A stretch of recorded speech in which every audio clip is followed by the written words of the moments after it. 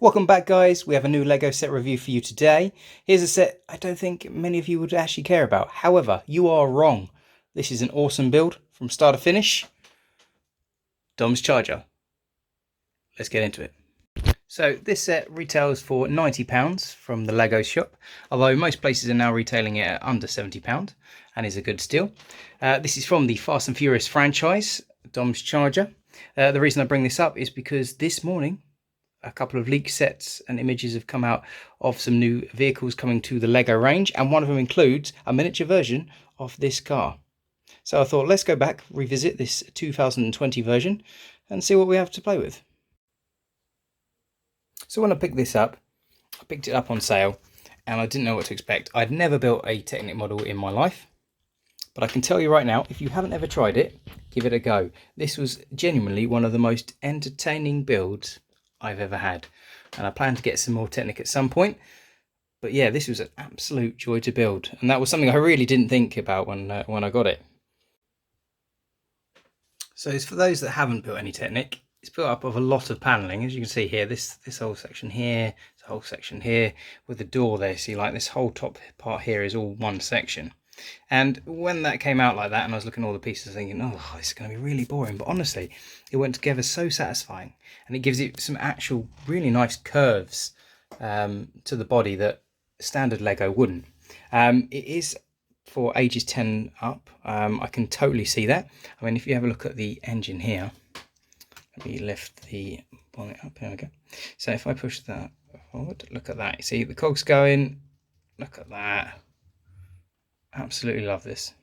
Again, so it's a bit more advanced, so I wouldn't be buying this as your very first Lego set. Okay, down she goes, but really cool. At the front, just in there, is the Dodge Charger logo. Unfortunately, that's a sticker. Can't have everything, I suppose. The one thing I don't like with the build, and I'm sure you can see it on the camera, the pins, the blue pins. I understand the yellow ones to see the pistons working. Shows the pieces moving, but the blue, long been an issue, especially on like Star Wars Lego, with it all being in grey. They really need to work on that. Come on, Lego, change the colour up. The rear of the car with exhaust there. Unfortunately, another sticker for the number plate. It has a nice little thing there. There's the NOS inside. Again, stickers. If we have a look at the back, you see this nice little cog. Now if I come out a second, that turns the steering, so you can push and turn. So good for display and for a little bit of play with a kid. Because of the way that it's been built, it's actually playable without stuff really falling off. It's quite robust, and it's got great suspension as well on the front and the back. Honestly, it's so good, so good. You see a couple of individual pieces here just to kind of highlight the trim. If we open the door there, another NOS there beside the driver point. Yeah, just a lot of Technic pieces. It looks very busy, I grant you that, but it was very satisfying to build. So we have a bucket seat here, the Dominic Toretto, and the steering wheel. The steering wheel does nothing at all. It's just that little piece on the back that actually turns the wheels. Although I don't know how he'd fit in. I mean, that is some close gap work there. And again, you see the blue there just behind the steering wheel. It's a shame, and you see you've got red there as well. It's a shame with this Technic set that there are so many bright colours. It's the only thing really holding this back, if I'm being honest with you. The rest of it is so clean. I love it, absolutely love it. And it has one more feature underneath it. So here's a quick look underneath as we hear the next door neighbours mowing the lawn. Obviously you wouldn't normally look at it underneath, but here in the middle, that's the point of interest. So if you pull this out here and try to do this one-handed like a professional, there we are.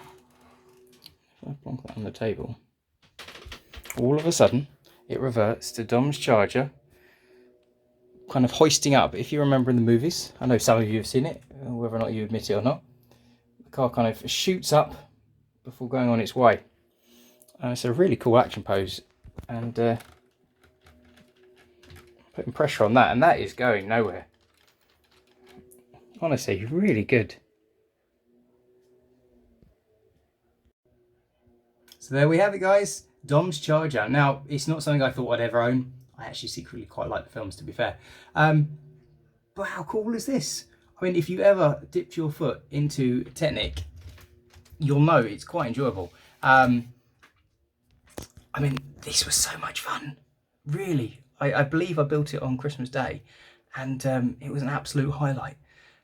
If you can pick this up for, you know, sometimes 50 quid I've seen this, I think it's an absolute steal and you will love it.